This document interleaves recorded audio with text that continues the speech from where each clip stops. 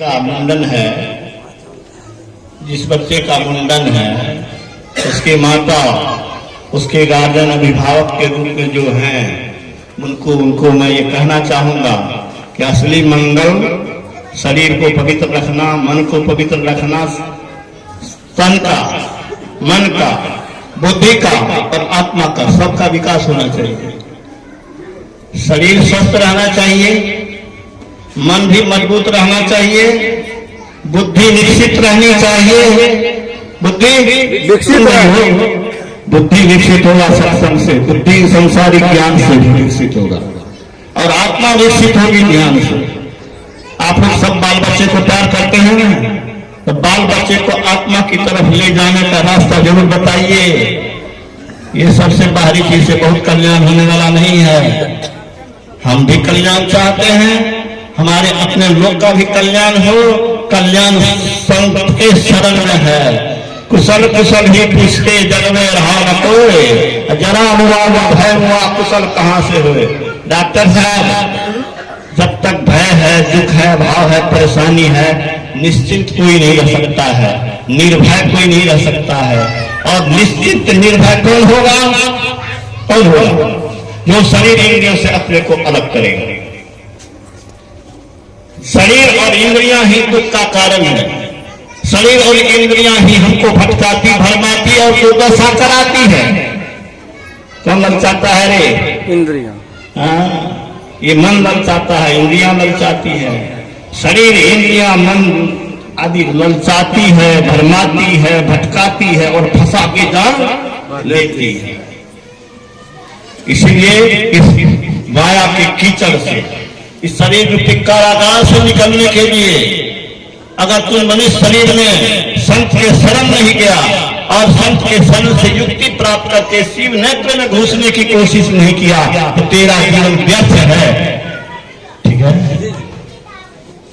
आहार निद्रा भय मैथुन च सामान्य वेक पशु भी नारायण ज्ञान के कई अधिकम विशेषो ज्ञान पशु भी समाना।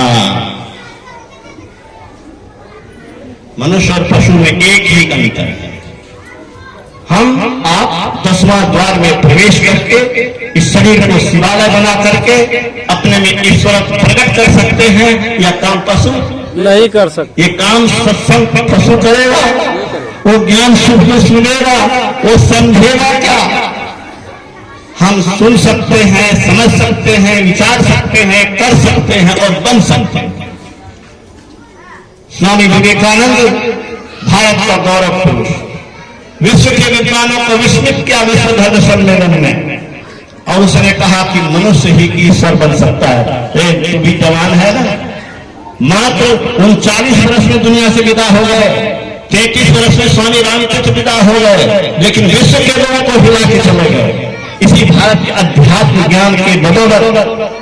इसलिए विद्यार्थियों सुन लो, संसार का सब काम करो, लेकिन आत्मा के विकास के लिए उस प्रभु से जुड़ो, और प्रभु से जुड़ने की युक्ति संत महात्मा से लो, और इसका ज्ञान सत्संग से मिलेगा। इतने जब सत्संग सुनोगे तो मन कुछ भेल की नहीं। हाँ, ककर मन ने भेल बोले तो हम ध्यान करी, ककर मन ने भेल हाँ हम ईश्वर की तरफ जाना चाहिए। सत्संग से क्या होगा जी? सत्संग से क्या होगा? ध्यान करने का, ईश्वर की ओर जाने का, आत्मा को विकसित करने का, आत्मा को मजबूत बनाने की प्रेरणा मिलती है। इसीलिए सत्संग का आयोजन होता है। डॉक्टर साहब बहुत बड़ा जब कर दिया। स्वामी रामतीर्थ ने कहा भूखे को अन्न देना, प्यासे को पानी देना, निर्वस्त्र को वस्त्र देना, बीमार को दवा देना अवश्य ही सेवा है, लेकिन इस जीव को सारे दुखों से सदा के लिए छुड़ा देने का जो साधन है वो बता देना, उस रास्ते पर चला देना, उस रास्ते पर प्रेरित करके बढ़ा देना, उसमें सहायता करना, इससे बड़ी कोई सहायता नहीं, इससे बड़ी कोई उपकार नहीं हो सकता है। हमको कोई ईश्वर बना दे, सारे दुखों से सदा के लिए छुड़ा दे, इससे बड़ा उपकार हमारा क्या होगा? तो बेटे का उपकार करोगे ना जी, अपना उपकार करोगे ना। अरे जो अपना उपकार नहीं किया वो दूसरे का क्या करेगा? जो अपना भला नहीं करा या डॉक्टर, वो दूसरे का क्या भला करेगा? इसलिए अपना भी भलाई का चाहते हो और बाल बच्चे का भलाई चाहते हो, ठीक है? क्या करो? हाँ, गुरु महाराज के साहित्य को रखो, गुरु महाराज के साहित्य को पढ़ो। अभी छोटा सा पाठ हुआ, ये पुस्तक हमारे अमृत संचयन इनके पास रहता है। इसमें अमृत नाम ही मैंने नहीं दिया है, इसका नाम अमृत नहीं है। अमृत क्या नाम है जी? अमृत तो इसको कहते हैं जो अमर बना दे। ठीक है डॉक्टर साहिब, अमर बना दे, वास्तव में अमर होता है। हिमालय में अभी भी समाधि संत है, बिना शरीर के शरीर संत है। आप YouTube पर खंगाल के देख सकते हैं, सुन सकते हैं। महाअवतार बाबा का नाम, महाअवतार बाबा 18-20 वर्ष की उम्र के लगते हैं और कितने कितने महात्माओं से दर्शन हुए हैं। और हाल में रामानंद सागर से उससे भेंट हुई। मेरे पास पुस्तक था, गुरु महाराज ने कहा था अपना जोर लगाओ, हिमालय के समाधि से संत तुम्हारी मदद करेंगे। मेरे सामने की बात है, DS कॉलेज कटिहार में अखिल भारतीय अधिवेशन हुआ था 1980 से। उसमें उन्हें गुरु महाराज ने कहा था ये कल्पना नहीं है, हम भी विज्ञान के छात्र हैं, विज्ञान के प्रोफेसर रहे हैं। आंख बंद करने पर अंधकारे तो नहीं है, प्रैक्टिकल करके कुछ देखो उसके अंदर में कुछ है कि नहीं। 6000 साल भर पवित्र जीवन जियो, पापों से बच करके रहो, अपने अंदर देखो। अगर कुछ नहीं दिखाई पड़ेगा तो फिर हमको कहना, लेकिन पाप से बचो, त्रिकाल संध्या करो, गुरु से बताई युक्ति से साधन करो। कुछ न कुछ देखने के लिए अवश्य मिलेगा। तो आंख बंद करने पर कुछ नहीं दिखता, उसको कुछ दिखेगा।